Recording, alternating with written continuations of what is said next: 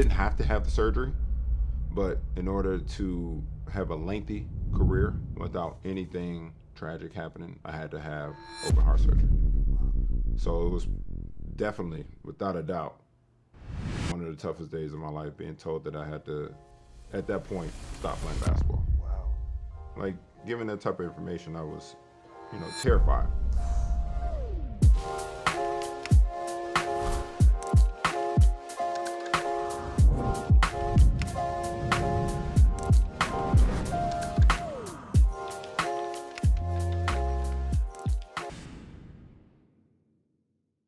Welcome to Health is Wealth, where we explore the intersection of athletic excellence and personal well-being. I'm Dr. Myron Rolle. Today, we're incredibly honored to be joined by NBA veteran, former champion, and current Houston Rocket, Jeff Green. Sixers, there's the steal, and here comes Uncle Jeff. Here comes Jeff Green. Runaway train! 19, and Jeff Green lowers the boom. From his standout career at Georgetown to being drafted 5th overall and achieving incredible success in the NBA, Jeff has consistently exemplified peak performance. But beyond the championships and accolades, Jeff faced and overcame significant health challenges, including an aortic aneurysm and subsequent heart surgery, demonstrating remarkable resilience and dedication to his recovery.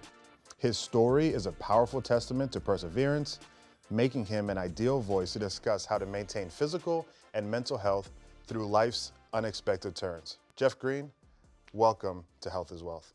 No, I appreciate you. Appreciate you, definitely. I wanted to get into your childhood and a little bit of Georgetown. What sparked your initial interest in basketball, and how did your early experiences grow your love for the sport? It started with my dad. He played growing up, grew up in the 60s and 70s in the drug epidemic. So it didn't allow him to take his game where he wanted to. So when I started my passion for basketball, I think he kind of sheltered me from everything. He knew that, if I had a chance, he needed to put me in a position where I would succeed.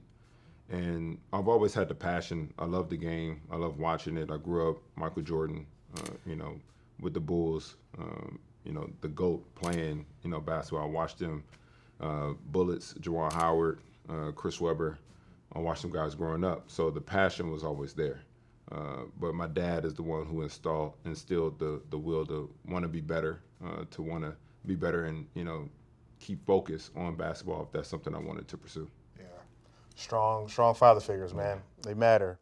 You're from the DMV, and you guys are known for great basketball. Yeah. We had talked about it earlier. It's a breeding ground. How did growing up there kind of shape your game? Well, I grew up playing with my dad, like I mentioned before, but the characteristics that they instilled were, growing up fast. When you're a kid playing against grown adults, you're not allowed to call fouls. And that's where I started. That's where that grit, that hunger for wanting to be better came, because my dad put me in a situation where I was forced to play through all contact. I couldn't call fouls. I had to play against bigger guys. So it made me want to improve so I can, show them that I am better than them at a young age. But DC, we have so much talent. Maryland, we have so much talent.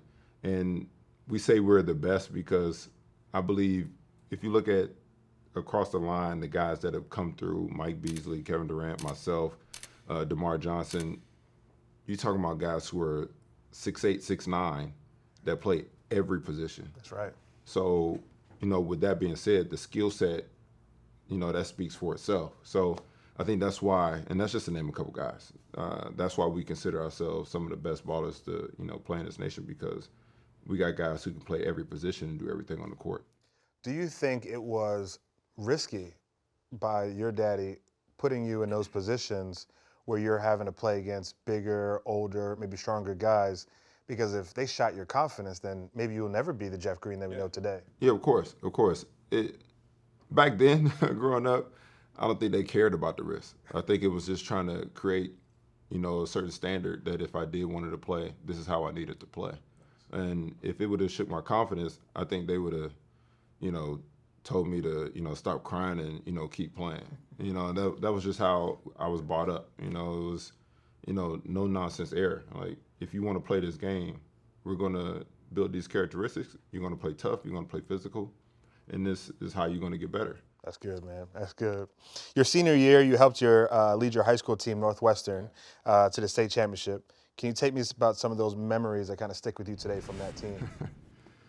Just winning in general with a group of guys that, I only played 3 years in high school. So I played those 3 years with the same guys. We kind of came up together. Was that sophomore, junior, senior year? Sophomore, junior, senior. What were you doing in freshman year? Nothing, really, nothing. But my dad, he set that straight. And I became more focused on what I needed to do. But those 3 years to be able to win in my senior year was amazing. A lot of things that stick out was being able to win it in the, Maryland's campus. We spoke off camera about, one of the schools that I watched, the University of Maryland. So being able to play on that floor, win it on that floor, it was a dream almost. It was a school that I watched growing up. But first team to win since Len Bias. Wow. And Len Bias was a critical, iconic figure from where I'm from. Ultimately ended up passing away on draft day. But, I was born in the same neighborhood as Len Bias. I was born in 86 of August. He passed away, I believe, June of 86. Wow. So the same area, same elementary school. I skipped middle school that he went to, and I went to the same high school. Wow. So the comparisons came. So being able to win my senior year and the last team to win since Len Bias, it was a special moment. Yeah, definitely. Georgetown's a rigorous academic school. You ended up choosing Georgetown. We talked a little bit off camera about your interest in Maryland, and but Georgetown being the final spot for you. Take me through that experience at Georgetown from a student perspective. Not on the athlete part first, because we know it's just an amazing athletic school, but it also has a rich tradition for academic prowess. Yeah, I'll be honest with you. It was really tough. Yeah. It was really tough. You hear a lot of stories about guys going to schools and not really having to go to class. Yeah. Well, that wasn't Georgetown. We had a strict academic advisor, Miss Lisa, who was amazing. She really gave us structure and a focus on the academic side about what we needed to do off the court. And of course, we had, Big John roaming the campus, being that voice.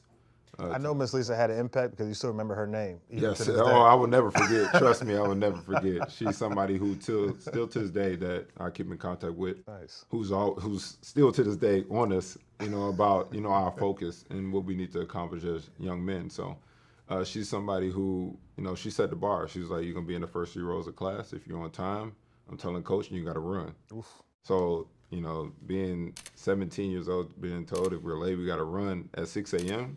Before class and before a practice. Oof.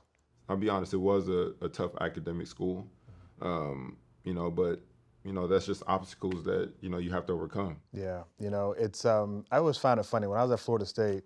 It was easier for us, the football players, to blend into the normal campus, but y'all basketball players, man, y'all stand out. So if you come late to class, yeah, you're gonna see us. We got a duck going through the door. We're gonna get seen, so you can't really hide. Nice, awesome. You were selected 5th overall in the NBA draft. What do you remember during the summer before your rookie year to get your mind and body ready for that season ahead? What are the things that you sort of did to sort of optimize yourself to compete at that level? I'm gonna be honest, it happened so fast because we went to the Final Four that year, and I'll never forget coming off the bus, getting back to campus. JT3 called me in his office. Hey man, you're entering the draft. You're not coming back to school. He told you? He told me. Wow. So I'm like, wait, so what I got to do now? Like, do I go back? Do I go to the class? Do I got to finish school? Or do I rest and just work out? So, but, John Thompson, JT3 III, he was great as far as, making sure that we were on top of our fitness. So, that structure of getting ready for the draft was already installed. Gotcha. It was just a matter of, like, what's next? Hiring an agent. Do I leave school? Do I get a condo? So that all happened so fast. But he put me through workouts religiously. I had good mentorships. I had Mike Sweetney. I had Zoe. I had Dikembe. I had AI from afar. Because he's on a different stratosphere. But I had some good vets per se that helped me get ready for the draft and prepare myself for the draft. Yeah. Changing teams is a part of the reality of being a professional athlete. As your career has progressed, How have you learned to deal with the harsh reality of being traded and placed on a different team? You just got to mentally know that it's, at the end of the day, it's just basketball. And you learn as you get older that it's business, and you can't let it emotionally get to you, because that's when you kind of get out of the character. That's when you kind of forget, why you're here. You get so involved in why they keep trading me. Do they want me? Like, what am I doing wrong? Instead of just improving, finding your weakness, improving, and just getting better and find ways to better yourself. So after the first time and then the second time, I kind of just mentally just switched. It's easier said than done, but going through some obstacles in life and in NBA, you kind of just tell yourself, like, look, man, like, if it's gonna go out this way, you got to do it on your own terms. You got to be your own self. So I kind of made a mental switch on how to prepare for those kind of moments. That's so real. I was a 6th-round pick, 2007, day number 3 to the Titans, man. So when I got to Tennessee, Nashville, I was like, every practice felt like a game for me, because I was like, I don't know if I'm gonna be here tomorrow, and I don't know if the guys left to the right of me is gonna get cut. They're bringing in 4 guys walking through the door. Are these guys here to take my job? Like, I have no idea. And so that was some stress. That was some serious stress. And much different than college, when I'm the All-American, I'm the star safety, I'm the man. I'm not going anywhere, right? Like, this is my team, essentially. And so that business side of things, I think that's hard for young athletes to gain, appreciation for. 100%. So, Jeff, I'm going to move into a little bit of health conversation now, because you've had to go through some serious health issues. And, I think you're being here, we appreciate it, but you're being transparent with some of the things you have faced will be remarkably educational for our audience. So in 2011, after the NBA lockout, you got some news that would change your life, truly. What do you remember from what was supposed to be a routine physical for you at that time? Man, very vividly. The lockout, I think it was December 11th, it ended. We had probably 48 hours. Teams have 48 hours to really try to gather a roster. And I was already in Boston. I signed a 1-year deal on the 11th, and I had to be there the 12th, get a physical. We start practice, have 2 or 3 days of practice, and we start. I was in D.C. at the time, me and my best friend Willie. We flew up. I was up all night. I remember I was trying to pack everything I could to head to Boston. And we had an early flight, probably like the 6 a.m. flight to go to Boston. And I get there, car right to the doctor. I remember doing the treadmill. And this is probably the best shape that I've ever been in my life. Yeah. Because you're working, trying to, stay in shape, not knowing when the season was going to start. And I run on the treadmill. They do the echo. I lay down. And I just see the doctor's face. And I'm just like, that's not normal. Maybe it's, something on the screen. Then he tells me, I'm gonna go talk. Nothing's wrong, because I asked him. I was like, what are you seeing? Because I'm always, trying to just talk, because you're just laying there for 10 to 15 minutes. So he said, well, I'm gonna go talk to, my partner, and, I'll be right back. I'm like, okay. And then they both walked in. They looking at the screen, and I'm just like, this is weird. And then they said, well, we see something, might be nothing, you guys, being, 6'9", they always say it's some kind of, abnormal things, being tall, something abnormal might show up, maybe nothing. So I didn't think anything of it. So I couldn't practice yet because I didn't pass the physical. 2 days later, maybe, I get a call to come to the hospital, Boston Hospital, and that's when I sat down with one of the doctors, and they told me that what they saw was an enlarged, the aortic valve, the root was swollen. I didn't have to have the surgery, but in order to have a lengthy career without anything tragic happening, I had to have open heart surgery. Wow. So it was definitely, without a doubt, one of the toughest days of my life, being told that I had to, at that point, stop playing basketball. Yeah. Not knowing the future, not knowing, life in general. What is that going to be like? Will I make it past, this day? Because you can't get stressed out during those type of, when you get told you got to have heart surgery, the tissue is very fragile, very thin. So stress, any working out that puts stress to the heart. It can rupture the tissue around the heart. So, I had to figure out a way mentally to, just stay calm. And, given, my circle, one of my best friends who I mentioned earlier, Willie Jennings, he was right there by my side, and, he was there for me. He put his life on halt to, make sure that I was okay. Retail therapy helped a lot. But it was one of the most tough, it was the toughest time in my life, that I had to deal with, especially in my NBA career. Yeah, just for our listeners, the aorta, you know all this, Jeff, but just to sort of bring it to a head, the aorta is this major artery, this vessel that comes off of the heart and supplies blood to everywhere. I mean, it's got to get all the way down to your feet, essentially. And it's robust, it's vascular, it's muscular, it's pulsatile, it's really, really serious. And so having an aneurysm, which is an outpouching, a weakening of the vessel walls, that potentially, even though you're asymptomatic, right? You said you're in the best shape of your life. Yeah, I had no symptoms at all. No symptoms. No symptoms at all. The fact that it was a little bit bigger in size, it could rupture, right? As you were saying, any stress, any hypertension, and that could lead to catastrophic bleeding internally. That could, potentially lead to something fatal. And so the fact that you got the surgery done, I appreciate you for going ahead with that, because some people would have been skeevish about saying, I don't want you to touch me. I don't want to go under anesthesia. I don't want, all this stuff happening. I'm a little bit embarrassed, especially us as men. We have this ego that says, well, maybe I can pray it away, or maybe I can ignore it and it will go away.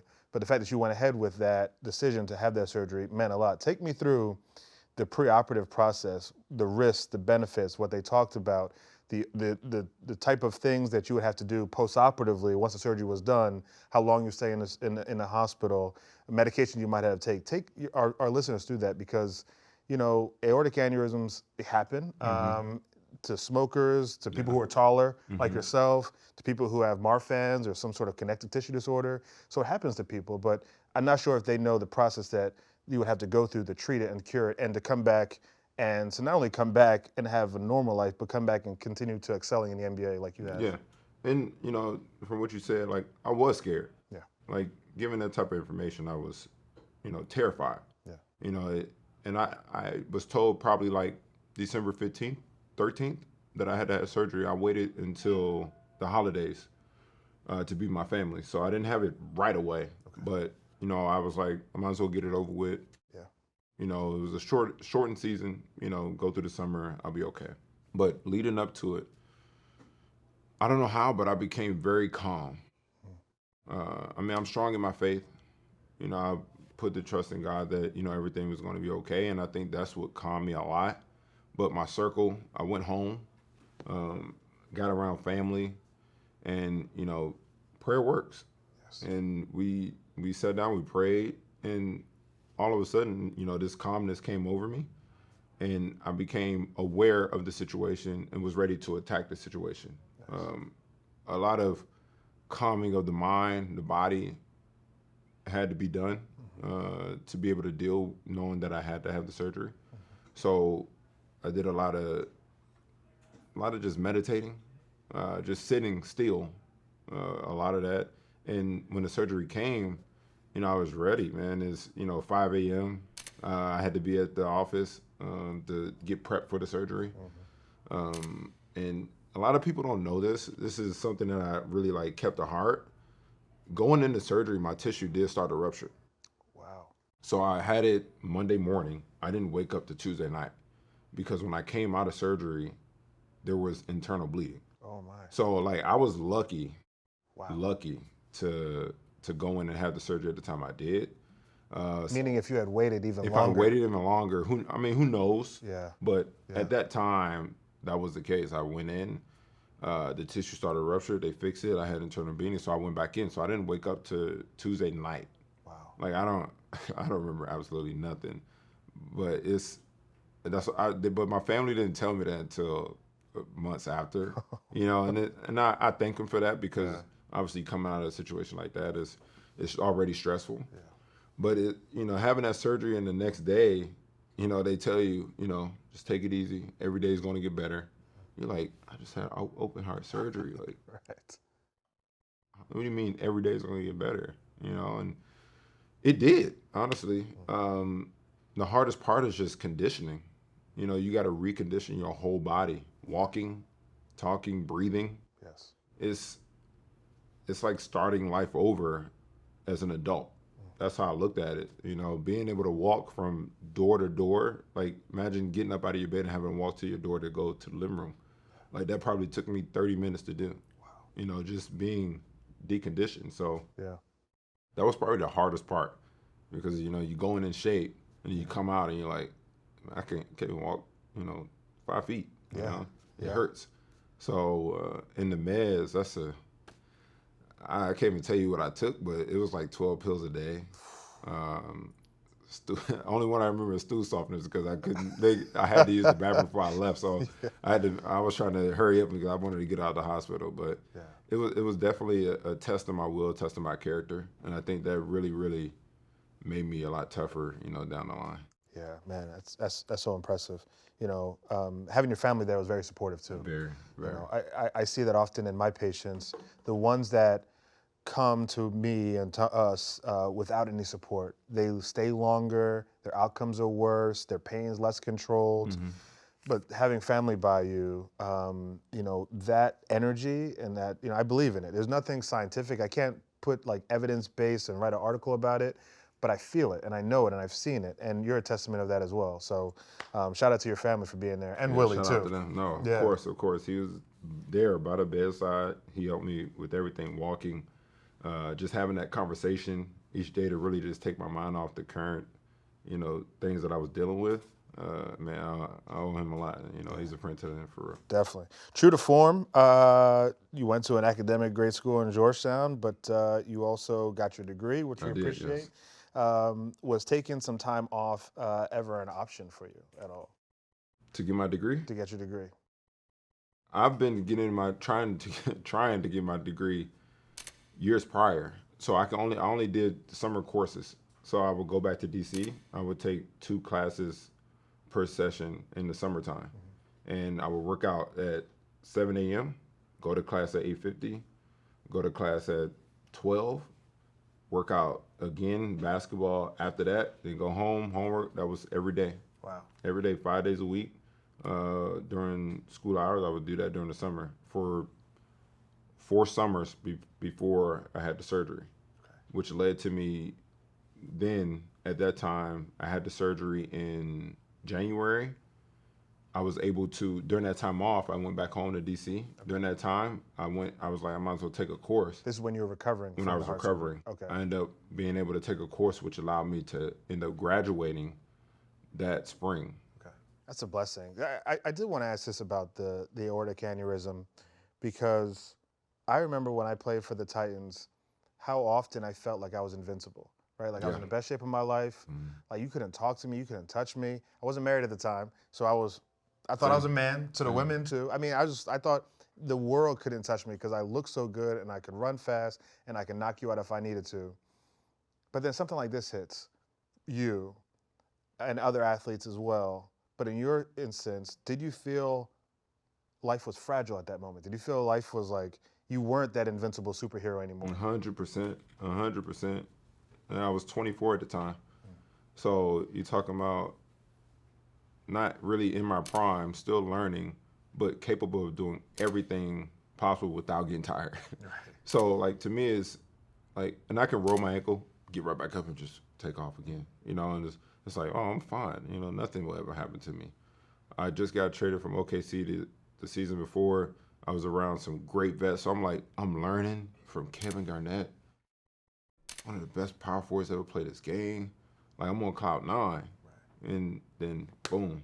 That scene in the movie where an event happened and then it just shuts off, it goes to white, and it's like, wait, oh man, life can be, stopped at any moment, You start taking things for granted, you start putting off time with family, putting off, time with friends, not dedicating everything to this situation in basketball. Like, it's like, oh no, I'll be all right there. All right, I'll see you later. All right, I'll call you later. Then life stopped, and it's like, wait, it could have been over. Yeah. Now I could have been, lost that time with family and friends. Basketball could have, been over. So it really set life in perspective of where I need to prioritize. Yeah. In 2023, you did win an NBA championship, a member of the Nuggets. Yes, sir. What was going through your mind when the clock struck zero in that final Man, game? I don't know. To be honest with you, I know when the clock hit zero, I was on the floor crying, and then I just looked out like I found my wife and my dad. Yeah. I jumped. I think I cleared the first 2 rows of the floor, and I ran up. My wife sit right across the bench, 4 rows up, and I just ran to her. It was like, ran to her and my dad. We did it. Yeah. Like, we did it. Like, I was never fortunate to be an all-star. Never make all-star team, all-NBA, none of that. So for me, being a role player, being somebody who really dove deep into being the best role player I can be, versatile, bringing anything to a team, championship was most important.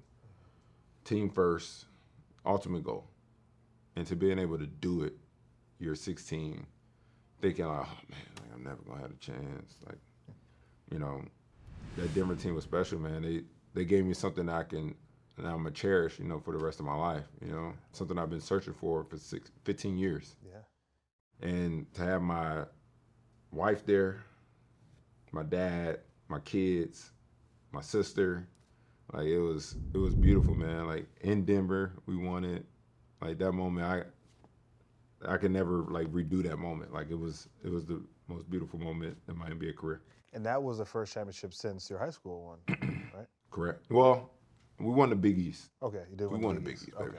All right. Yeah, we won the Big East. Yeah, give you that. Okay. Yeah, give me that. But no, I mean that championship, NBA championship is a different level. You put in so much time.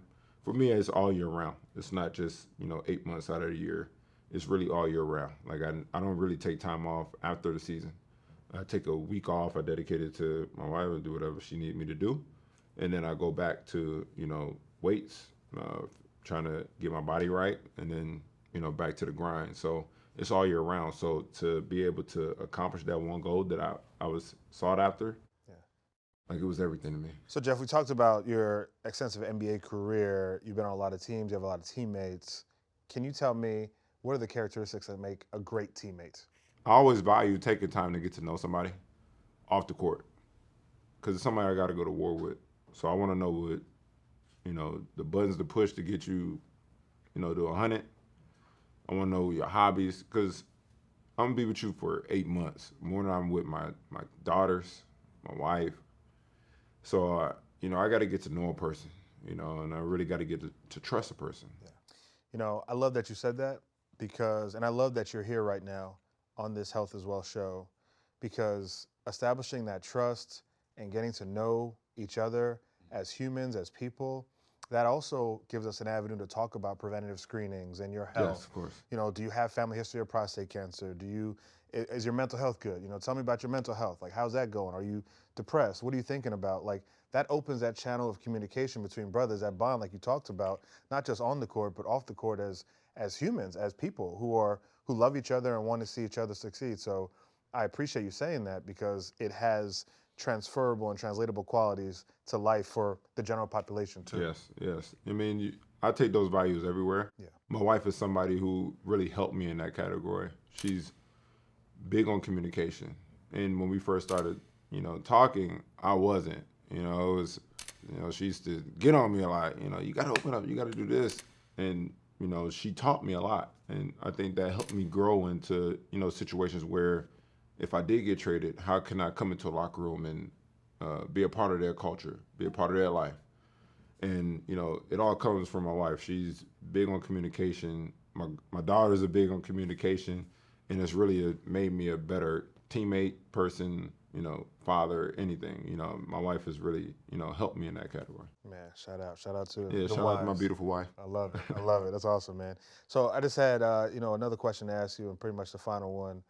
For our listeners who have heard what you've had to go through with the aortic aneurysm, the open heart surgery, the recovery from that, the feelings you had about that, talk to our general population about prioritizing our health. Like, what are some things, and listening to our body? what would you say to the average man or woman listening to this this show, who's listening to Jeff Green's voice, and say, what are the key takeaway points that I want people to know as far as optimizing their health so they can live long and be a girl dad and be an attentive husband and go on and play or do the things they love to do? Yeah, I think we all have to just realize how fragile life is. Not every day is going to be the same.